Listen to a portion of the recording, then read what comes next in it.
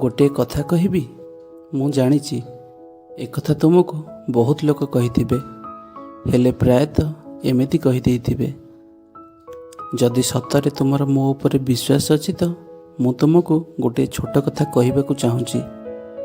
ମୁଁ ତୁମକୁ ବହୁତ ଭଲ ପାଉଛି। ବେଳେବେଳେ ତୁମକୁ ହରେଇ ଦେବିନି ତ ଏହା ଭାବି ଡରି ଯାଉଛି।